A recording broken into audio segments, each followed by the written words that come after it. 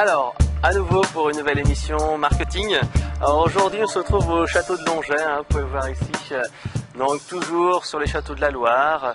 On voit ici une superbe cloche. Là ici, on voit donc le logis avec son intérieur qui reste encore un logis où on peut véritablement habiter.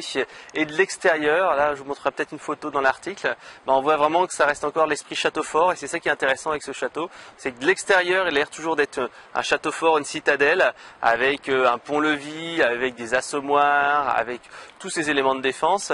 Et dès qu'on arrive en fait sur le côté intérieur, on a un grand parc ici, un grand jardin avec des fleurs et des grandes ouvertures. Il y a des cheminées, mais il y a aussi surtout des fenêtres très lumineuses. Et pour la petite anecdote, c'est ici en fait que Anne de Bretagne a eu son premier mariage, qui annonçait l'unification de la Bretagne à la France. Alors aujourd'hui en fait, on va parler pas d'unification, mais on va en tout cas parler de comment fédérer ses lecteurs et surtout de comment ne pas les faire fuir. Puisqu'il y a quelques petits trucs qui font qu'un lecteur va très rapidement partir de votre blog. Alors, je vais vous en citer quelques-uns, surtout les erreurs à ne pas commettre. Le premier, c'est avec des vieilles dates. Imaginons que vous publiez un article par semaine et vous mettez des dates dans le blog. Alors là, ça va être horrible parce qu'en fait, la personne va voir que c'est un article tous les semaines, voire un article encore plus discontinu. Donc c'est important, si vous publiez peu, moins d'un article par semaine, à ce moment-là, ne mettez pas de date. Ça, vous choisissez soit dans le thème, soit tout simplement, vous le mettez dans les paramètres de WordPress. Donc, numéro 1, ne pas mettre de date si on publie moins qu'un article par semaine. Ensuite, il y a quelque chose d'important, c'est apporter de la valeur ajoutée. Apporter de la valeur ajoutée à son blog, ça veut dire ne pas faire des articles trop courts. Moi, je vois trop d'articles qui font 300-500 mots. Tout le monde dit, ouais, c'est 300-500 mots pour faire un article. Oui, si on fait du référencement naturel. C'est-à-dire qu'on va essayer de se positionner sur un article avec un mot-clé. D'accord, ça je l'accepte. 300-500 mots, ça suffit. Mais apporter de la vraie valeur ajoutée, apporter du vrai contenu en 300-500 mots, c'est très compliqué, c'est très dur. C'est un vrai travail de synthèse et la plupart des gens ne sont pas capables de le faire. Donc si on fait 300-500 mots, généralement on n'apporte pas suffisamment de contenu pour être différent et se différencier. Donc dans ces cas-là, faites toujours plus de 300 à 500 mots. Ça c'est important. Article déjà vu, ça on l'a vu 50 000 fois. Ce sont des gens en fait qui font un article mais qui rappellent comment réussir sur internet ou comment réussir une fiche produit ou les bases du référencement. Si on fait ça, c'est déjà vu, revu et re-revu. Vous n'aurez jamais de lien, vous n'aurez jamais de retweet. Donc dans ces cas-là, qu'est-ce qu'il faut faire? Il faut écrire un article avec votre point de vue. À vous, votre expérience, un cas concret, pointu, précis. Il faut éventuellement le relier à une actualité, quelque chose qui est proche et qui va donner un contexte à votre article, par exemple les Jeux Olympiques, par exemple un film, par exemple ceci, par exemple cela, par exemple 3 réflexions que devrait se donner James Bond ou un truc comme ça, ou 3 expressions pour Don Corleone. Il faut en fait contextualiser le contenu et à ce moment-là, un petit contenu peut être intéressant. Donc c'est important de faire ça, contextualiser, actualité, originalité. Ou alors, il est possible aussi de faire des petits contenus avec éventuellement des séries. C'est-à-dire qu'on va faire un article tous les jours. Il ne faut pas le faire trop lentement, il faut vraiment que ça soit tous les jours et que ce soit programmé. Et à ce moment-là, ça devient intéressant parce que c'est une série qui apparaît. Mais comme je le disais, souvent il ne faut mieux pas diviser la puissance d'un article en différents morceaux, il vaut mieux faire un très gros article. Ou alors vous faites des choses simples, vous faites des listes. Des listes à moins de 500 mots, ça va. C'est-à-dire que vous faites le top des blogs marketing, le top des bonnes résolutions à prendre, etc., etc. Bref, vous mettez des choses très très courtes. Et à chaque fois que vous faites ce genre d'article-là, généralement, quand on travaille uniquement avec sa propre imagination, on fait entre 500 et 1000 mots. Ce qu'il faut faire après, c'est apporter plus de valeur ajoutée. Et apporter plus de valeur ajoutée, c'est aller au-delà de sa propre réflexion, sa propre expérience, et aller chercher sur le web. C'est-à-dire que vous faites un article sur un mot-clé, sur une expression particulière, vous tapez cette expression, ce mot-clé, et vous recherchez dans les articles français, qu'est-ce qui sort le plus? Et là, vous allez enrichir votre article avec d'autres réflexions d'autres personnes pour faire un best-of en prenant vos idées et celles des autres. Ensuite, vous faites des recherches sur les mots-clés et expressions en anglais. Comme ça, vous allez repartir en plus avec les mots-clés et expressions en anglais qui viendront apporter encore plus de valeur de recherche. Parce qu'en fait, en France, généralement, les articles, ils sont corrects, mais on n'a pas l'exhaustivité. Avec un article qui prend en compte tout ce qui est les articles anglophones, on a encore plus de contenu. Et pour finir, vous faites un article également sur les images et les vidéos. C'est-à-dire que vous allez chercher dans Google votre mot-clé et vous cherchez images en haut, cliquez tout en haut. Et là, vous allez pouvoir trouver des infographies, des illustrations, des cartoons, etc., etc. Ensuite, ce que vous faites, vous allez donc comme je le disais, en même temps sur YouTube. Et vous allez essayer de trouver par exemple une vidéo, des chiffres clés, un avis d'expert, etc. qui viendront compléter votre article à vous. Et là, vous allez arriver à un super article. Alors, comme je vous disais, ça c'est l'article idéal. Après, dans la formation Bloguer comme un pro, j'explique comment on donne plus de valeur et comment on donne plus de puissance justement à un article. Mais ça, c'est vraiment ce qu'il faut retenir. Ensuite, il y a des choses qui sont vraiment des fautes qui vont montrer que votre blog, que votre article n'est pas de bonne qualité. Le premier, c'est l'orthographe. Les fautes d'orthographe peuvent être vraiment, d'ailleurs, vous voyez, ça c'est un exemple, les fautes d'orthographe peuvent être vraiment rédhibitoires pour votre lecteur. Ça fait manquer de crédibilité. Alors, vous aurez toujours beau dire, oui, l'orthographe, ça a moins d'importance maintenant. Au contraire, maintenant avec le numérique et le web, on envoie de plus en plus d'emails, de SMS, de messages, et la crédibilité est essentielle.